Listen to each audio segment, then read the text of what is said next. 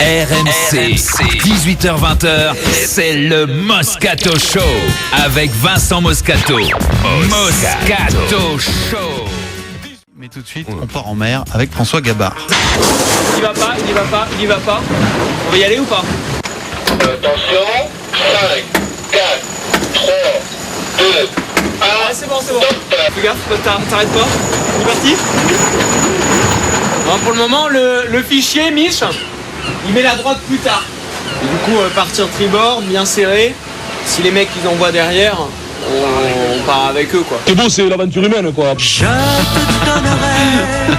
François Gabard et Michel Desjoyaux, c'est notre correspondant à Nantes, Pierre-Yves Leroux, qui les a suivis la semaine dernière. Et François Gabard est là ce soir dans le Moscato Show. Salut François. Bonsoir.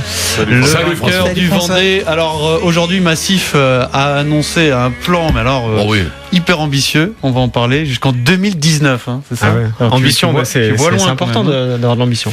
Mais le plus près, c'est le départ de la Transat Jacques Vabre avec Massif, Michel Desjoyaux. Oui, ils vont pas te faire les chemises jusqu'en 2019 parce qu'elles sont vraiment dégueulasses, hein, ces chemises. Il faudra quand même essayer de trouver un deal, tu vois, parce que ça va être compliqué quand même pendant 5 ans de les porter ou 6 ans. Alors on va revenir sur ces nouveaux défis et ce nouveau bateau qui va sortir donc des ateliers, j'imagine, qui n'est pas encore construit. On est bien d'accord. On a lancé le projet, on va lancer donc la conception. L'idée c'est de construire un trimaran, donc un bateau à plusieurs coques, d'environ 30 mètres. Donc c'est bien plus grand que les bateaux du Vendée Globe. Pour Massif que vous connaissez aujourd'hui, Massif 60, donc a fait le Vendée Globe, c'est un bateau qui faisait 18 mètres. Et donc là on va faire un trimaran d'une 30aine de mètres, d'une 20aine de mètres de large, qui va être conçu là dans les semaines, mois qui viennent, construit l'année prochaine pour une mise à l'eau en 2015. Donc c'est du long terme. Quoi, ça te permet de mettre davantage de voiles parce que je pense que la longueur, normalement ça va plus vite parce qu'on est surtout la grosse différence plus que la taille, c'est le support, c'est qu'on est plus en monocoque, un bateau qui a une coque, on est sur un bateau qui est un trimaran, qui est un multicoque, et donc qui a de toute façon ce qu'on appelle la raideur à la toile, c'est que la largeur du bateau crée sa puissance, et on n'est pas obligé de transporter du plomb comme on transporte sur nos monocoques pour avoir le bateau équilibré. Là, on est sur la largeur du bateau qui permet d'aller beaucoup plus vite qu'un monocoque. Donc pas forcément plus de toile finalement. Si, parce qu'il est plus grand. De toute façon, il est plus grand, il est plus large, il va aller plus vite. Par et il aura plus de toile. Au mètre carré au sol, c'est-à-dire à la longueur et à la largeur du bateau, tu es limité en voile. Tu peux pas dépasser tant de mètres carrés de voile. Non, l'idée, on va vraiment maintenant. C'est l'idée de cette jauge qui est ultime, c'est-à-dire qu'il n'y a pas de limite, on n'a pas de règle. Sur le Vendée Globe, il y a une règle très très très stricte. Les bateaux doivent faire telle longueur, le mât doit faire telle hauteur. Il y a tout un tas de règles, et après les architectes évoluent dans cette box rules. Là, il n'y a pas de règle, on fait ce qu'on veut. Et donc avec la Massif, il y a la limite, c'est physique. La limite, c'est physique, c'est moi qui va la donner en tant que skipper, parce que par contre, on reste sur un bateau qui va être mené en solitaire. Je serai tout seul sur ce bateau-là, et donc la limite, c'est moi qui l'a fait, quoi. Je reste tout seul sur le bateau. Il passe du poney à l'étalon. Moi, la question que je me posais, parce que c'est le même sponsor qui le suit depuis les débuts, et tu sais, je me demandais si, c'est une question con, mais en même temps, quand tu connais pas la voile, elle paraît logique. Si c'est la même chose finalement de naviguer sur un petit, un moyen ou un gros bateau, est-ce que c'est par exemple comme un coureur de 100 mètres qui va passer sur 400 ou sur 800, que tu es sur un truc complètement différent? Ou encore plus précisément, puisqu'on est sur de la méca, est-ce que c'est, tu vois, quelqu'un qui passerait de la Formule 2000 à la Formule 3000? Est-ce que ça change tout pour toi? Puisque c'est la première fois que tu le fais, et quels sont les risques, quoi. Ouais, la comparaison avec le sport auto est certainement intéressante. Alors, j'y connais pas grand-chose au sport auto, mais je pense en effet, c'est comme si on changeait de catégorie. Et là, on va quelque part dans une catégorie, il y a pas de limite, en fait. C'est comme si on avait des circuits. Le circuit, pour nous, c'est le tour du monde, c'est traverser l'Atlantique. Et on est dans une catégorie où, en fait, on fait entre guillemets un peu ce qu'on veut, si ce n'est qu'il faut arriver à contrôler la machine. Bah oui, nous, mais c'est ça, la parce que t'es serein là-dessus, ou c'est parce que c'est complètement neuf pour toi, donc c'est ça qui est intéressant, c'est pour un sportif, c'est d'avoir ce nouveau projet avec forcément je vais avoir plein de choses à apprendre, ça va pas être simple évidemment, mais c'est ça qui m'intéresse, c'est ça que je trouve excitant dans ce nouveau défi qui est compliqué et qui va être difficile. Le pilotage de monocoque du Vendée Globe et celui-là, le fameux trimaran de 100 pieds là, c'est carrément différent, donc alors tu vas être obligé d'apprendre de nouveaux trucs. Ouais, c'est ça. Il faut, heureusement d'ailleurs, si j'apprends plus de trucs, ça m'intéresse pas. Non, il va falloir apprendre une nouvelle façon de naviguer pour gérer un bateau qui est beaucoup plus rapide, beaucoup plus grand.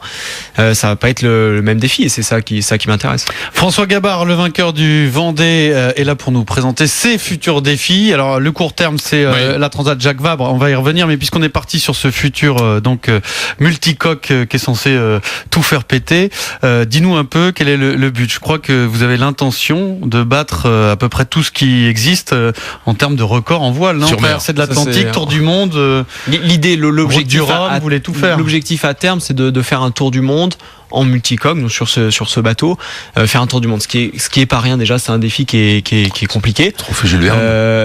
Dans le trophée Jules Verne, donc c'est en équipage. Là, du coup, c'est donc faire le tour du monde sur ce bateau en solitaire. Voilà, ça c'est. Pourquoi tu dis que c'est pas évident? Pardon, je te coupe là, mais pourquoi tu dis que c'est pas évident par rapport à, c'est-à-dire c'est plus facile avec un petit monocoque de faire le tour du monde qu'avec ce gros truc là? Oui, c'est plus facile en monocoque parce qu'il y a une notion de stabilité.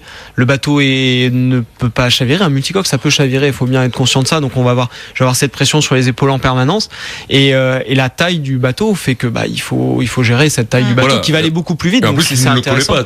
Pour toi, c'est des tailles complètement différentes. Moi, je vais tout découvrir. Mais de la même façon qu'il y a quelques années, je faisais du Figaro, un plus petit bateau avant, et en 2010 avec la Massif, on a eu l'ambition d'aller sur le Vendée Globe sur un bateau plus grand. Voilà, c'était une nouvelle échelle et c'était ça qui était intéressant. Premier objectif, c'est record de l'Atlantique en 2016. C'est ça, a priori? Oui, mise à l'eau 2015, on va découvrir le bateau en 2015, on va attaquer le record de l'Atlantique. Quelque chose qui nous parle, qui parle à tout le monde.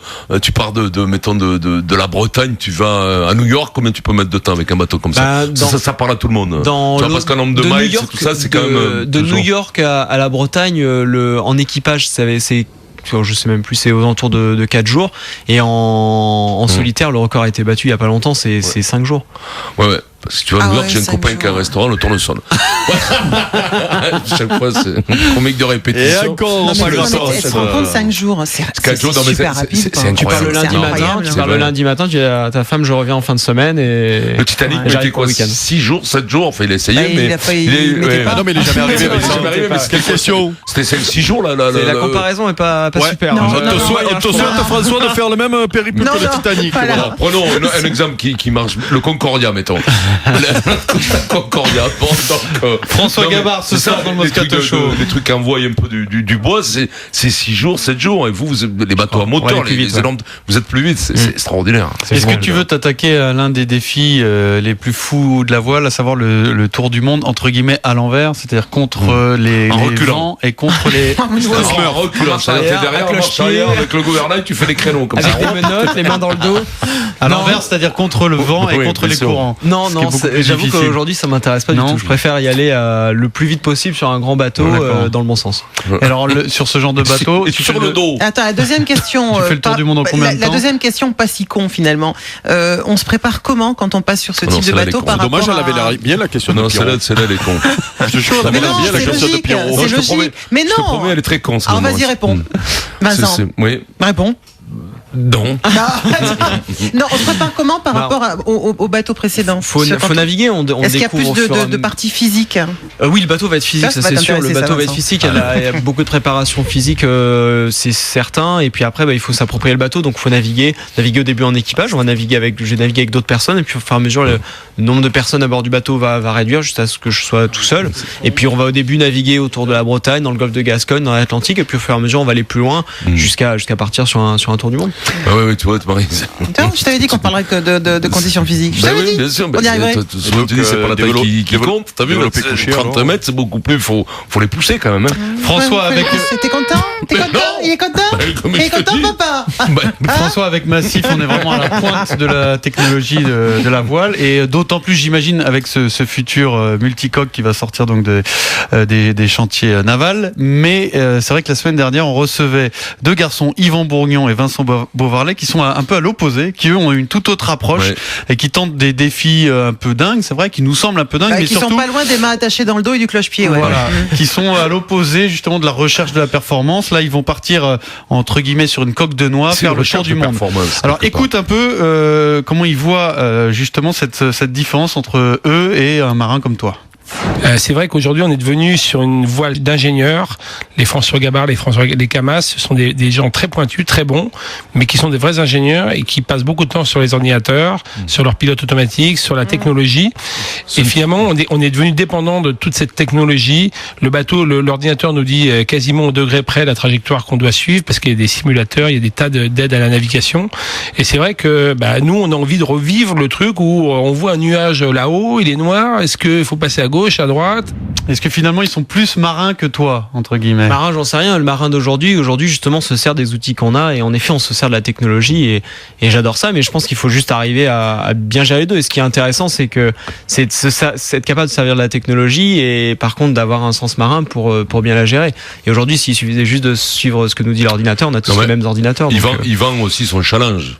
Ah, mais j'adore, par contre. De toute façon, c'est pas dans le sens de se comparer qu'on le sentait. C'est qu'on sent un défi qui est autre. C'est-à-dire qu'il a envie de revenir au marin d'antan, tout simplement. Et qui, effectivement, c'est dangereux et quelque chose dont on s'est éloigné. Parce qu'aujourd'hui, effectivement, il y a autant de technologies. Moi, ça m'a toujours impressionné de voir les études que vous faites et la façon dont vous participez à la construction de votre bateau, quoi. C'est sûr, c'est très technique. C'est des bateaux qui sont compliqués, et il faut avoir la capacité de comprendre tous ces bateaux. Mais moi, c'est ce qui me passionne aussi, c'est ce qui m'intéresse. J'adore ces bateaux, et j'y connais rien en sport auto, mais je pense que c'est pareil. Un pilote de Formule 1 aujourd'hui, il doit comprendre comment ça marche le bateau, et après ça n'empêche qu'il a le sens du pilote. Il vaut mieux qu'il sache comment ça marche la voiture, parce que s'il sait comment marche le bateau, ça va pas beaucoup l'aider.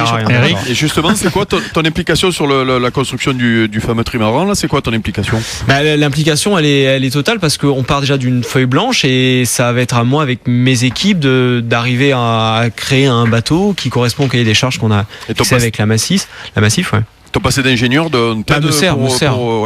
C'est sûr. Il y a pas énormément de marins qui sont capables de Non, après il suffit de s'entourer. Il suffit de s'entourer. Et je suis incapable de construire ou concevoir un bateau comme ça, et je m'entoure des personnes qui sont capables de le faire. Et si j'étais pas ingénieur, je m'entourerais d'une personne en plus, peut-être. Et ça Troisième question con. Non. Si c'est la dernière, je te jure. Est-ce que tu te considères à la base plutôt comme un athlète, ou au départ plutôt comme un geek de la mer qui s'est dit, moi je veux voir avec la technologie, etc. Tout ce que je peux faire sur un bateau. Tu te tais, c'est pas à toi que je pose la question. Ah non, complètement athlète et marin, c'est ce qui me passionne en numéro 1, c'est d'être sur un bateau et de naviguer. Et après, c'est juste un outil quelque part, la technologie qu'on a sur les bateaux. C'est juste un outil, et on utilise un outil, mais ce qui m'intéresse, c'est d'être en mer et de naviguer en bateau, tout simplement. François Gabard, dans le Moscato Show, le vainqueur du Vendée. Vous lui posez vos questions en direct au 32-16. Pascal, bonsoir. Comment va, Pascal? Salut Moscato, salut Vincent. Et c'est bien le Vendée Globe. Mais pour pas oublier comment François a gagné. Et salut Maryse, non? Je sens le pâté. Salut Maryse. Non, je te dis pas. Non, mais Pascal, t'inquiète pas, on est entre marins. Voilà. Moi qui ai vu le départ de François au sable et l'arrivée au sable, là je vois qu'il prépare un nouveau bateau qui est magnifique, qui va ressembler presque au Groupama 3, voire à la même on va dire copie conforme de Banque Populaire 7 maintenant, parce que c'est le Groupama 3. Mais la question vient maintenant, c'est sur la Transat Jacques Vabre. Comment ce duo entre Mijdej et François se prépare pour la victoire, même s'il y a des prétendants à pouvoir la gagner, voire une seconde fois, je pense à c'est la phrase, c'est la question la plus longue du monde. Qui vient juste de gagner le record, qui a battu le record de la traversée de l'Atlantique Nord en solitaire, et qui a quand même gagné une régate sur le ses aînés, Emmanuel Reva, le commandant Cousteau. D'accord. Et donc, c'était quoi la question? Et Pirate Johnny Depp, le Hollandais volant, Johnny Depp, le Pirate des Caraïbes, et tout ça. C'est quoi? Comment vous pouvez ne pas gagner la Transat Jacques Vabre, si j'ai bien compris? Comment on se prépare? On se prépare bien avec Michel, ça se passe super bien. On s'amuse beaucoup déjà, et ça fonctionne super bien. J'ai la chance de naviguer avec un super marin, et voilà, et on arrive à bien trouver la façon de faire avancer le bateau massif le plus vite possible, et j'ai bon espoir qu'on sera très bien, d'être bien placé sur cette Jacques Vabre. Départ le 3 novembre pour la Transat Jacques Vabre. Merci Pascal, merci François, c'est toujours un plaisir. Merci. Oui, on va te libérer. J'ai la vanne la plus nulle, balancée par Fred Pouillet. Allez, vas-y. Parce que si tu dînes et Gabardine. Voilà, on a fait le fouiller, là. Celle-là, elle était trop nulle. Ça, c'est pas beau de mettre sur les autres. Non. Allez, celle-là, je peux pas. J'ai dit, je la fais, mais je balance ton nom, je te le dis. Merci François. Merci beaucoup. Jack Sparrow. Bien sûr, le Hollandais, tu te plaît ça quand t'es marin, tous ces épisodes-là avec Johnny Depp? Non, comment tu as dit le nom? Jack Sparrow. C'est Sparrow. Jack Sparrow. Ah oui. Très bien. Oui, mon petit poulet. Oui, bien la question pourrie, Adrien. J'aurais aimé savoir, toi, tes aînés, qui c'est que tu battes le plus? Historiquement, les marines anglaises, tous ces trucs-là, est-ce que t'es Carson? Non, voilà. Mais plus loin, dans l'histoire. Dans l'histoire, t'es passionné par la marine? Ouais. Les mecs qui allaient sur le pôle sud, qui ont découvert les pôles là, et qui partaient avec rien du tout. Les films de guerre, Master and Commander avec. Non, ça c'est pas trop mon truc. Ça y est, ça moi du pâté. Pôle sud, c'est pas un gars, hein. T'as compris, hein? Oh, tu peux la balancer, ouais. Oh, non, ça c'est sympa. Mais en réalité, tu veux rester dans l'histoire, François, parce qu'avec tout ce que tu vas faire là, c'est ton but, c'est ça? Mais il n'entend plus, là, on va le casque. Elle était quoi, là, ma question? Non, elle était très bien. Non, elle était super con. Essayer de battre tous ces records, c'est une façon d'entrer dans l'histoire pour toi ou pas? C'est ta volonté? Non, c'est juste continuer à naviguer, continuer à apprendre et m'éclater sur l'eau, tout simplement. Merci François.